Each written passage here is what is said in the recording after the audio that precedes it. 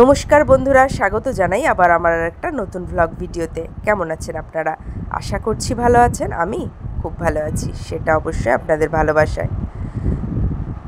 তো ভিডিওর প্রথমেই দেখতে পেলেন এখানে বেলুন দিয়ে সাজানো হচ্ছে। কার জন্মদিন বুঝতেই পারছেন। কার জন্মদিন আস্তে আস্তে দেখাবো।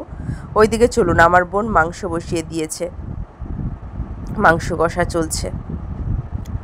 এদিকে আমি বার্থডে বয়কে গিফটটা দিয়েছি। এই যে দেখুন, মুখটা দেখুন, বার্থডে বয়টা কে। এই যে আমাদের তাতান সোনা, আমার বোনের ছেলে। আমি তাকে গিফট দিয়েছি, সে মহা খুশি। এই দেখুন কি আনন্দ তার।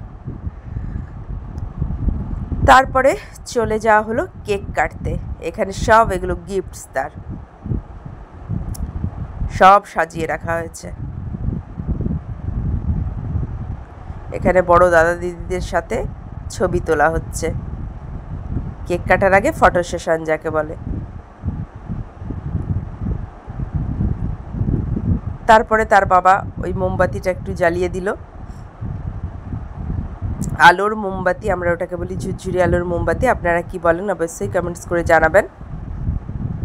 আরও নাম আছে হয়তো, আমি জানি না, ওটা ভুলে গেছি আর কি, এটাই হচ্ছে ব্যাপার। যাই হোক, এবার কেক কাটা হচ্ছে।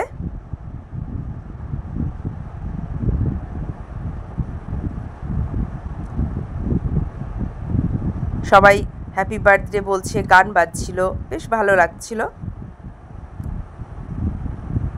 তারপরে সে তার দাদা দিদিদেরকে খাইয়ে দিচ্ছে।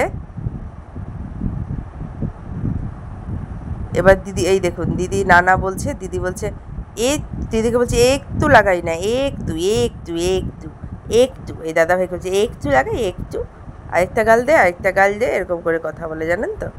একটু লাগাই, আপনারা তো ওর কথা শুনেইছেন। এই যে দেখেছেন, একটু একটু কি সুন্দর। তারপরে আমার মানে দায়িত্ব পড়লো কেক ভাগ করা। যাই হোক, কেক ভাগ করব আমি এবার। এরপরে যেহেতু রাত্রি অনেকটাই হয়েছে, বাচ্চারা খেতে বসে গেছে, তারপরে আমিও বসে গেছি। এখানে আমাকে পাতা দিয়ে দিয়েছে, তারপরে দিয়ে দিয়েছে বিরিয়ানি। বিরিয়ানিটা কিনে আনা হয়েছিল, বাড়িতে আর বানানো হয়নি, সবাইকে কিনেই দিয়ে দেওয়া হয়েছিল। তো এছাড়াও হয়েছিল ফ্রাইড রাইস আর কষা মাংস। মানে যারা বিরিয়ানি খাবে না তারা ফ্রাইড রাইস খেতে পারো, আবার বিরিয়ানি খেয়ে ফ্রাইড রাইসও খেতে পারো, দুটোই অপশন ছিল। তার সাথে ছিল কষা মাংস।